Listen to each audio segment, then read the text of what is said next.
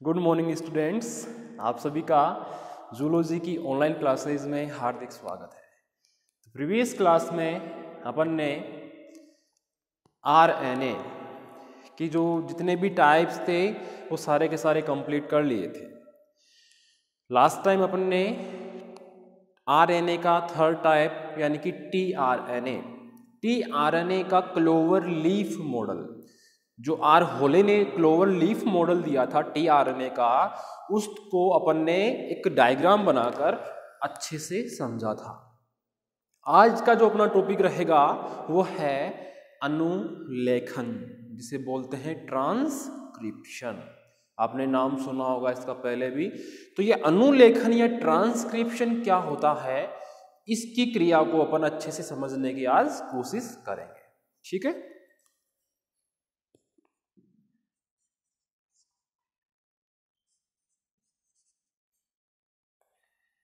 क्या है इसका टॉपिक?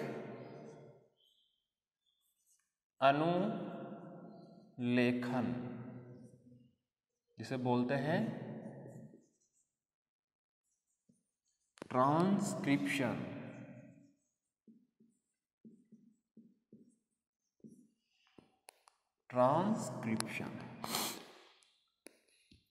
तो किसे कहेंगे ट्रांसक्रिप्शन या अनुलेखन?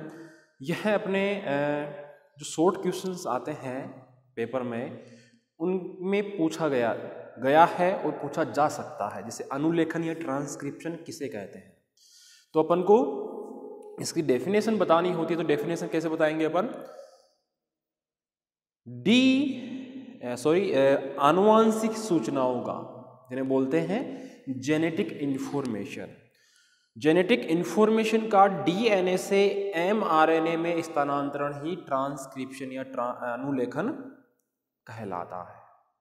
या दूसरे शब्दों में कहें कि डीएनए टेम्पलेट पर एमआरएनए का बनना ही अनुलेखन या ट्रांसक्रिप्शन कहलाता है। वापस रिपीट कर रहा हूं मैं, जेनेटिक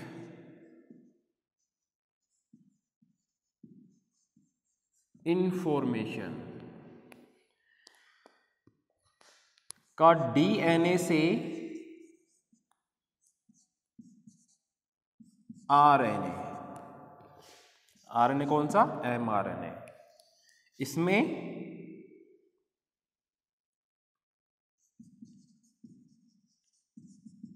ट्रांसफर। जेनेटिक इंफॉर्मेशन का या आनुवंशिक सूचनाओं का डीएनए से एमआरएनए में ट्रांसफर होना क्या कहलाता है? ट्रांसक्रिप्शन कहलाता है। दूसरी डेफिनेशन अपन ने क्या बताई कि डीएनए टेम्पलेट पर एमआरएनए का बनना क्या कहलाता है? ट्रांसक्रिप्शन कहलाता है। तो अगर आपको इनमें से कोई सी भी एक डेफिनेशन याद हो तो कोई सी भी एक बता देना कि एक डीएनए का टेम्पलेट है, उस पे एमआरएनए बनेगा, एमआरएनए का संश्लेषण होगा, तो उसे ही ट्रांसक्रिप्शन या अनुलेखन कहते हैं। क्लियर है? अब आपने नाम सुना होगा सेंट्रल डोग्मा। एक कॉन्सेप्ट है सेंट्रल डोग्मा। वो क्या होती है, किसे कहते हैं सेंट्रल डोग्मा, उसको अपन अच्छे से समझने की कोशिश करेंगे। इसी में नेक्स्ट पॉइंट है अपना सेंट्रल डोग्मा। एक सिद्धांत के नाम से भी जाना जाता है। तो सेंट्रल डोग्मा क्या कहता है कि जो जेनेटिक मैसेज है वह डीएनए में केंद्रित या कोडेड होते हैं, यानी जेनेटिक मैसेज जो होते हैं यह डीएनए में निहित होते हैं। निहित होने का मतलब है कोडेड, यानी आनुवांशिक संदेश डीएनए के पास होते हैं। ये अपन को पहले से पता है, क्योंकि डीएनए ही वह आनुवांशिक पदार्थ होता है जो सूचनाओं को पीढ़ी दर पीढ़ी ट्रांसफर करने का काम करता है। इसलिए अपन कह रहे हैं कि जो जेनेटिक मैसेज या आनुवांशिक जो संदेश है वो डीएनए में निहित या कोडेड होते हैं। ठीक है, जो डीएनए से आरएनए, डीएनए से कहां पे गए, आरएनए के पास गए। आरएनए फिर इन आनुवांशिक सूचनाओं को या जेनेटिक मैसेज को सेल के साइटोप्लाज्म के विभिन्न भागों तक पहुंचाने का काम करता है। क्लियर है यहां तक? अतः यह आनुवांशिक संदेश या जेनेटिक मैसेज न्यूक्लियस में बनते हैं, न्यूक्लियस से डीएनए में जाते हैं, डीएनए से आरएनए और आरएनए से प्रोटीन में। तो इसको अब कैसे बनाऊं, न्यूक्लियस से डीएनए, डीएनए से आरएनए और आरएनए से प्रोटीन। क्योंकि जो डीएनए के पास आनुवांशिक संदेश है उसमें एक प्रकार का संदेश है कि आपको किसी स्पेशल प्रकार का प्रोटीन बनाना है कि एंजाइम बनाना है। ठीक है, जैसे मान लो प्रोटीन बनाना है तो न्यूक्लियस ने जो संदेश बनाया उसको डीएनए को दिया, डीएनए ने आरएनए को दिया, आरएनए ने प्रोटीन को दिया, यानी प्रोटीन के रूप में वो संदेश का काम आ गया। तो इस तरह से आनुवांशिक संदेशों का न्यूक्लियस से डीएनए, डीएनए से आरएनए और आरएनए से प्रोटीन में ट्रांसफर होने को सेंट्रल डोग्मा कहा जाता है। क्लियर है? इसको एक आरेख द्वारा भी अपन प्रदर्शित कर सकते हैं। कैसे?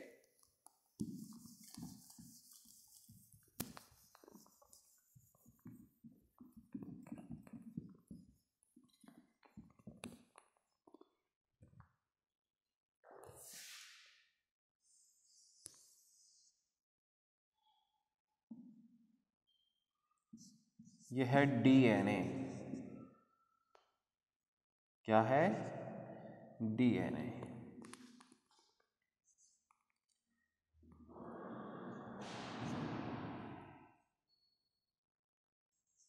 एमआरएनए, एमआरएनए से प्रोटीन। समझ में आ रहा होगा अच्छे से। ये जो डीएनए है इसके बाद जो आनुवांशिक संदेश है या जो जेनेटिक मैसेज है वह है डीएनए से एमआरएनए के पास, एमआरएनए से प्रोटीन के पास। अपन ने ट्रांसक्रिप्शन पॉइंट स्टार्ट किया था। ट्रांसक्रिप्शन किसे बोल रहे थे? डीएनए से एमआरएनए का बनना क्या कहलाता है? ट्रांसक्रिप्शन। और एमआरएनए से प्रोटीन का बनना ट्रांसलेशन या अनुवादन कहलाता है, जो अपन प्रोटीन संश्लेषण जब पढ़ेंगे तब आगे पढ़ेंगे। अभी तो अपन को इसको ही समझना है बस कि ट्रांसक्रिप्शन क्या है। ठीक है, तो ये सेंट्रल डोग्मा में आपको ये रिएक्शन भी, ये जो चार्ट बनाया आपने ये भी आपको प्रदर्शित करना है। ठीक है, जिससे अपन को नंबर मिलने की गुंजाइश ज्यादा बढ़ जाती है और अपन को समझने भी आसानी रहती है। ठीक है, अब अपन बात करेंगे इसी के ऊपर थोड़ा और डिटेल में बात कर लेते हैं। ट्रांसक्रिप्शन की रिएक्शन में आरएनए पॉलीमरेज एंजाइम महत्वपूर्ण भूमिका निभाता है। ये जो ट्रांसक्रिप्शन की रिएक्शन हो रही है डीएनए से जो एमआरएनए बन रहा है इसमें आरएनए पॉलीमरेज एंजाइम महत्वपूर्ण भूमिका निभाता है। इस आरएनए पॉलीमरेज की चर्चा अपन पहले कर चुके हैं कि ये क्या काम करता है। जैसे डीएनए रेप्लिकेशन में इसकी चर्चा हुई थी अपने, तो एक डीएनए रेप्लिकेशन की क्रिया तब तक स्टार्ट नहीं होती है जब तक कि एक आरएनए पॉलीमरेज या आरएनए प्राइमर इनिशिएशन पॉइंट या आरंभन बिंदु पर जुड़ नहीं जाता। ये अपन को पता है अब तक। यह आरएनए पॉलीमरेज ट्रांसक्रिप्शन में भी महत्वपूर्ण भूमिका निभाता है। कैसे? यह एंजाइम डीएनए के अकुंडलीकरण या अनवाइंडिंग की क्रिया को करता है। डीएनए की अकुंडलीकरण जिसे बोलते हैं अनवाइंडिंग, यानी कि डीएनए के कुंडलन को खोलने में हेल्प करता है या डीएनए पर किसी एमआरएनए के संश्लेषण की क्रिया को स्टार्ट करने का काम करता है। तो ये जो आरएनए पॉलीमरेज एंजाइम है, यह एक तो डीएनए के में अकुंडलीकरण की क्रिया करेगा और डीएनए के एक स्ट्रैंड पर कॉम्प्लीमेंट्री न्यूक्लियोटाइड्स के क्रम को जोड़ेगा। एमआरएनए के डीएनए के ऊपर स्ट्रैंड, डीएनए के एक स्ट्रैंड पर एमआरएनए के कॉम्प्लीमेंट्री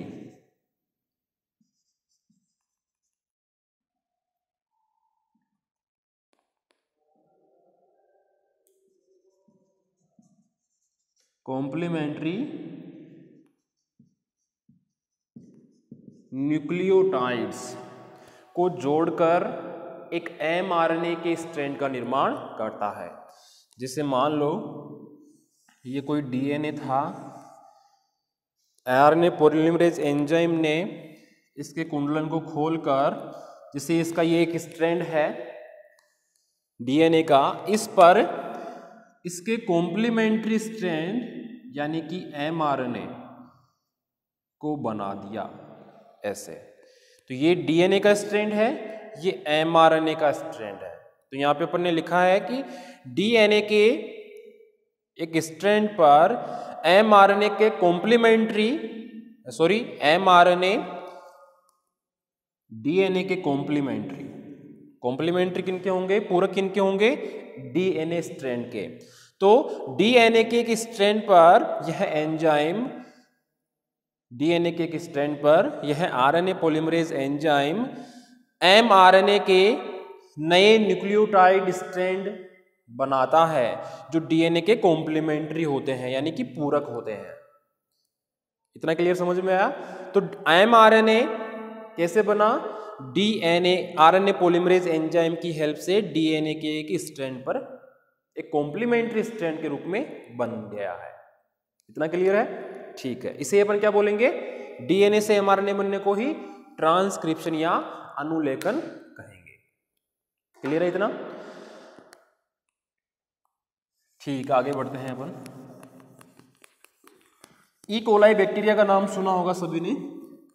ई कोलाई बैक्टीरिया में आरएनए पॉलीमरेज जो एंजाइम होता है उसकी लगभग 5 पॉलीपेप्टाइड चेन्स देखी गई है साइंटिस्ट द्वारा। ये जो आरएनए पॉलीमरेज अपन पढ़ रहे हैं इसकी डिटेल में स्टडी की गई है ई कोलाई बैक्टीरिया में। ध्यान से सुनना, E coli bacteria, E coli bacteria में जो आरएनए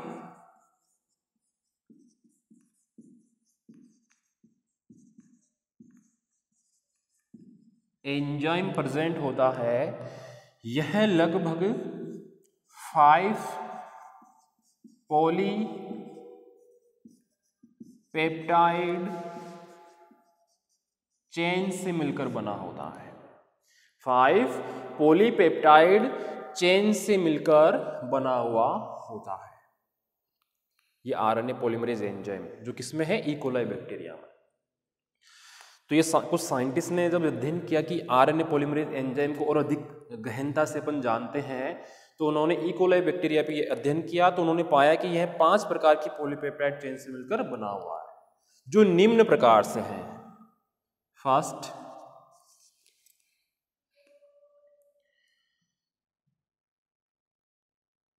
दो अल्फा, अल्फा को अपन कैसे लिखते हैं, ऐसे, चेन्स। सेकंड पे है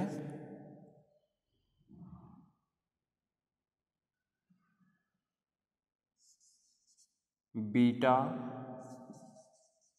चेन्स, एक बीटा चेन है, थर्ड नंबर पे एक बीटा 1 चेन, फोर्थ पे है ओमेगा ओमेगा चेन, और लास्ट फिफ्थ नंबर की है सिग्मा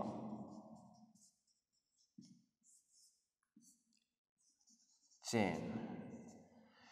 तो मैं कह रहा हूं कि इकोलाई बैक्टीरिया का जो आरएनए पॉलीमरेज एंजाइम की अगर साइंटिस्ट द्वारा जब स्टडी की गई तो उन्होंने पाया कि यह 5 पॉलीपेप्टाइड चेन से मिलकर बना हुआ ये एंजाइम होता है, जिनमें से 2 तो अल्फा चेन्स होती है, एक बीटा चेन होती है, एक बीटा 1 चेन होती है, एक ओमेगा चेन होती है और एक सिग्मा चेन होती है। ठीक है, इसे अपन सिग्मा फैक्टर भी बोलते हैं, सिग्मा चेन या फैक्टर, फैक्टर मीन्स कारक।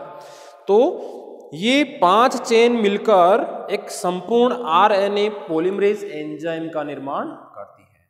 इतना क्लियर है, ये चीज ध्यान रखनी है स्पेशली। अब इनमें से जो फर्स्ट 4 है 1 से लेके 4 तक, ये आपस में मिलकर कोर एंजाइम बनाएगी।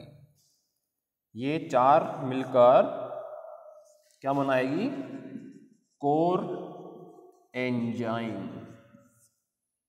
ध्यान रखना, फर्स्ट 4 जो पॉलीपेप्टाइड चेन्स है जिनमें 2 अल्फा है, एक बीटा है, एक बीटा 1 है और एक ओमेगा है, ये फर्स्ट 4 चेन्स मिलकर कोर एंजाइम बनाती है। क्लियर है?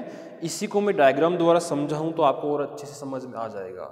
जब इस कोर एंजाइम के साथ ये सिग्मा फैक्टर भी जुड़ता है तो बनता है एक होलो एंजाइम या पूर्ण एंजाइम आरएनए पॉलीमरेज। अब अपन इसको डायग्राम बना के समझ लें तो बेस्ट रहेगा।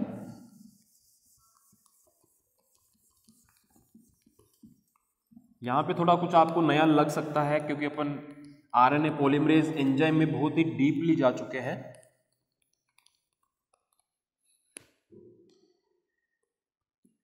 मैंने कहा कि फर्स्ट 4 जो चेन है यहां आपस में मिलकर कोर एंजाइम बनाती है।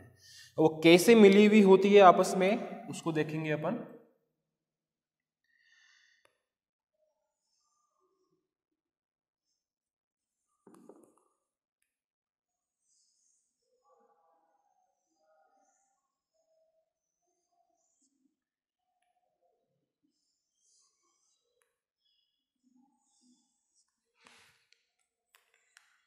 अब इनका नामांकन भी करेंगे तो अपने समझ में आ जाएगा ये।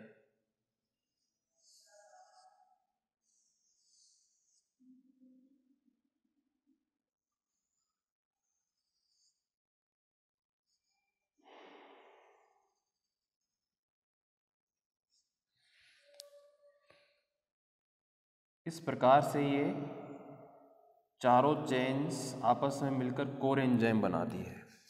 अब इसमें जो ये बीच सेंटर वाली है ये तो होती है ओमेगा, ये 2 साइड वाली है अल्फा। अल्फा 2 है इसलिए मैंने 2 अल्फा चेन बनाई है। बीच सेंटर में एक ओमेगा, बची कौन सी? एक तो बीटा और एक बीटा 1। तो ये तो हो गई एक चेन बीटा और एक चेन बीटा 1। तो ये क्या है? एक कोर एंजाइम, कोर एंजाइम। अब मैंने ये भी कहा था कि ये जो कोर एंजाइम है जो फर्स्ट 4 पॉलीपेप्टाइड चेन से मिलने के कारण बनी है, ये जब सिग्मा फैक्टर इसके साथ जुड़ता है, क्या जुड़ रहा है इसके साथ? Sigma factor.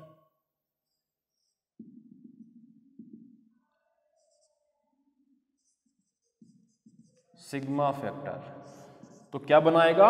Holo enzyme. तो ये कैसे इसको प्रदर्शित करेंगे अपन एक डायग्राम में,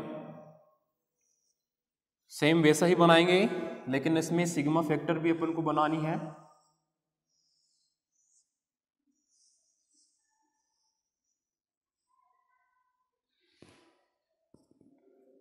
इधर वही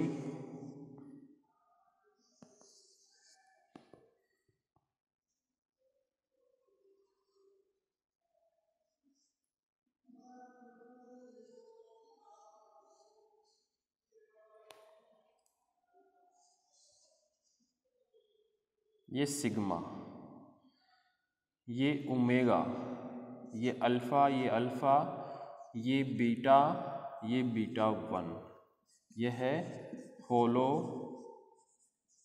एंजाइम। देख सकते हो आप इस कोर एंजाइम में जब सिग्मा फैक्टर अटैच होगा, यानी इस बीटा 1 के पास अंदर मैंने ये सिग्मा फैक्टर और अटैच कर दिया है, तो ये आपस में मिलकर क्या बनाएंगे? Holo enzyme. होलो एंजाइम का मतलब है एक पूर्ण आरएनए पॉलीमरेज एंजाइम। तो मैंने अपने स्टार्टिंग में बात ये की थी कि जो इकोलाई बैक्टीरिया का जो आरएनए पॉलीमरेज एंजाइम है वो 5 प्रकार की चेन से मिलकर बना हुआ होता है, पॉलीपेप्टाइड चेन से मिलकर बना हुआ होता है। ये है वो 5 पॉलीपेप्टाइड चेन्स, जिसमें 2 तो अल्फा है, एक ओमेगा है, एक बीटा 1, बीटा है, एक बीटा 1 है और एक ओमेगा है। क्लियर है? 2 अल्फा फर्स्ट वाली, एक बीटा सेकंड वाली, एक बीटा 1 थर्ड वाली, एक ओमेगा फोर्थ वाली और एक सिग्मा फिफ्थ वाली। तो ये आपस में मिलकर होलो एंजाइम बनाती है। तो ऐसा डायग्राम आपको नोट्स में भी ऐड करना है। ठीक है, यह 5 चेन्स आपस में मिलकर एक complete RNA polymerase enzyme system का निर्माण करती है, जो अपन देख सकते हैं इस डायग्राम में।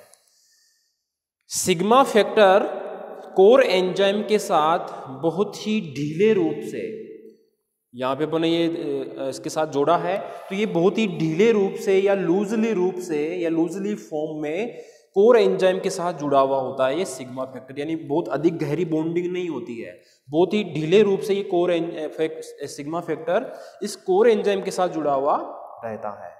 इस सिग्मा फैक्टर का मोस्ट कार्य क्या होता है कि यह वर्क, क्या है इसका work? RNA polymerase enzyme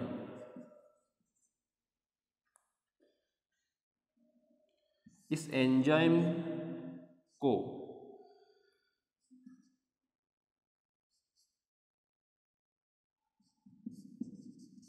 initiation point, जिसे अपन बोलते हैं आरंभन स्थल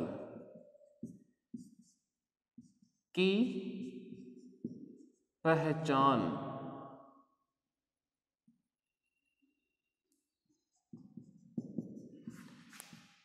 कराने में हेल्प करता है। ये सिग्मा फैक्टर का काम क्या है? इसका काम है आरएनए पॉलीमरेज एंजाइम जो है इसको इनिशिएशन पॉइंट या जिसे बोलते हैं आरंभन स्थल, यानी कि जहां जिस पॉइंट से एमआरएनए बनना है, डीएनए के स्ट्रैंड का वह भाग जहां पर एमआरएनए बनना शुरू होना है उसे ही बोलते हैं अपन आरंभन स्थल। तो उस स्थल को पहचानने के लिए ये सिग्मा फैक्टर मदद करता है आरएनए पॉलीमरेज एंजाइम। क्लियर है? इसके अलावा ये अपन बोल सकते हैं कि यह सिग्मा फैक्टर एमआरएनए निर्माण, किसके? एमआरएनए निर्माण अथवा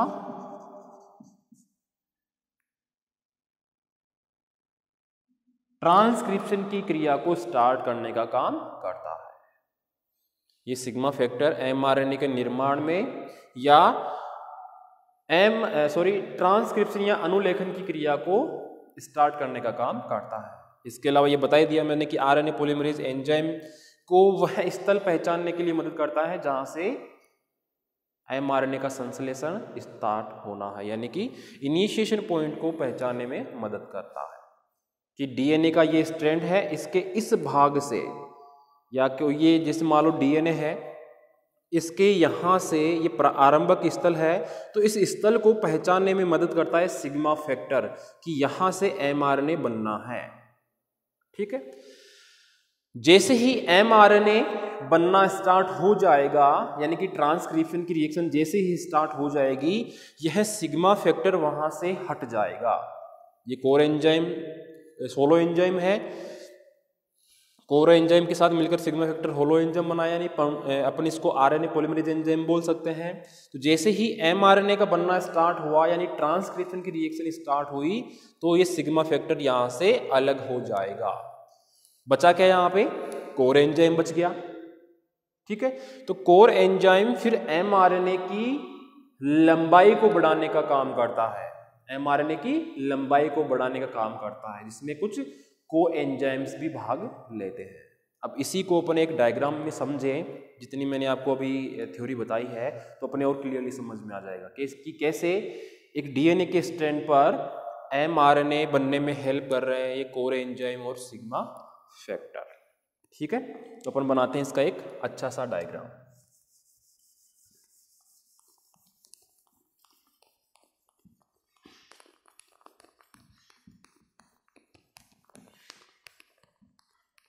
बहुत ही इजी टॉपिक है ये भी, बस थोड़ा नया होगा शायद आपके लिए, लेकिन जिन्होंने तैयारी की है, जैसे नीट की होगी या फिर जेट का इंट्रेंस टेस्ट दिया होगा, तो उनकी ये पॉइंट्स तो सामने जरूर आए होंगे, और बाकी जो नहीं पढ़ने वाले स्टूडेंट हैं उनके लिए तो सब कुछ नया ही होगा।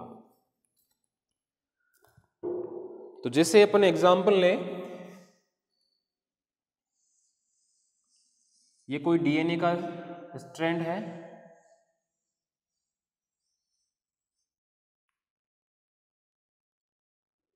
ठीक है, इस पर एक तरफ तो है कोर एंजाइम,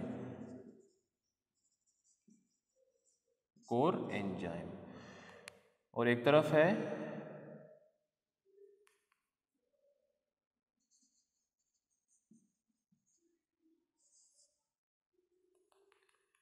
एक क्या है, सिग्मा फैक्टर।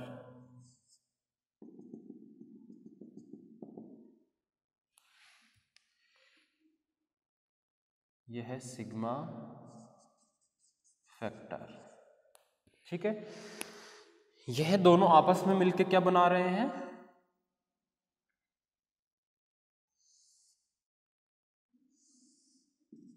होलो एंजाइम बना रहे थे। तो अपन इसको ऐसे प्रदर्शित कर सकते हैं,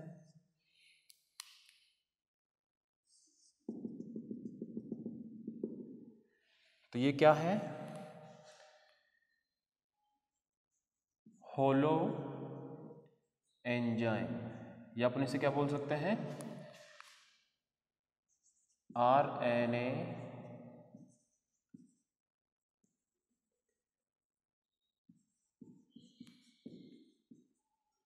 polymerase,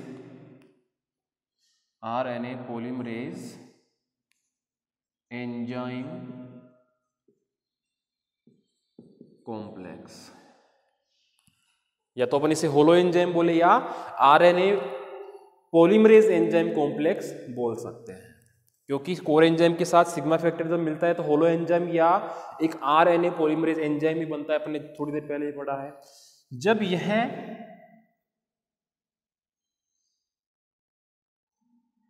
DNA complex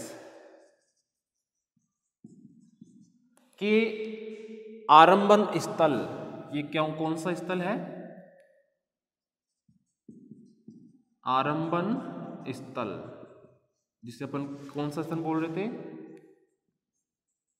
initiation point, इसको पहचान कर इसके साथ जुड़ जाएगा, पहचानेगा कौन, सिग्मा फैक्टर। तो ये सिग्मा फैक्टर की हेल्प से इस स्थल को पहचाना गया, और ये जो होलो एंजाइम या आरएनए जो पॉलीमरेज था वो इसके साथ यहाँ पे जुड़ जाएगा डीएनए पर। तो नेक्स्ट डायग्राम में अपन क्या करेंगे,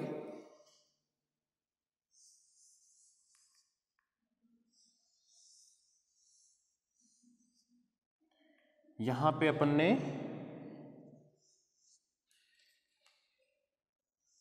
इस आरएनए पॉलीमरेज एंजाइम को जोड़ दिया। जैसे ही जुड़ा, यहां पे एमआरएनए बनना भी स्टार्ट हो जाएगा, ऐसे एमआरएनए। ठीक है, जैसे ही ये बनना स्टार्ट हुआ, तो अपन ने ये पढ़ा था पहले अभी जस्ट कि जैसे ही mRNA बनना स्टार्ट होगा तो ये सिग्मा फैक्टर यहाँ से रिलीज हो जाएगा। तो मैंने यहाँ इसको निकाल दिया है, ये लो सिग्मा फैक्टर, इसको रिलीज कर दिया मैंने। और यहाँ पे ये mRNA जो बन रहा है इसकी लंबाई को कोर एंजाइम बढ़ा रहा है आगे, कोर एंजाइम। ये क्या बन रहा है? mRNA। यानी जैसे ही mRNA बना वैसे ही सिग्मा फैक्टर अलग हो गया, यहाँ पे मैंने निकाल दिया इसको। तो कोर एंजाइम बचा, फिर कोर एंजाइम इस mRNA की पूरी लंबाई को बढ़ाने का काम करता है। तो नेक्स्ट डायग्राम में अपन क्या कर सकते हैं, ये तो था DNA का स्ट्रैंड और यहाँ पे बन गया इस कोर एंजाइम की वजह से ये mRNA का स्ट्रैंड लंबा mRNA, ये इसको अलग भी कर सकते हैं अपन। तो यह जो डायग्राम बनाया है अपन ने, यह एक ट्रांसक्रिप्शन को समझाने के लिए एक डायग्राम बनाया है जिसमें कोर एंजाइम और सिग्मा फैक्टर को भी अपन ने प्रदर्शित किया है। तो इस तरह से ट्रांसक्रिप्शन की रिएक्शन होती है और इसमें कोर एंजाइम और सिग्मा फैक्टर या RNA पॉलीमरेज एंजाइम भाग ले रहा है। तो ये डायग्राम आपको बनाना कंपलसरी है, बहुत ही इजी डायग्राम बताया है मैंने आपको, ठीक है। तो ये ट्रांसक्रिप्शन की रिएक्शन, अनुलेखन की जो रिएक्शंस थी वो कंप्लीट है इस डायग्राम के साथ ही। आज के लिए इस क्लास में इतना ही, धन्यवाद।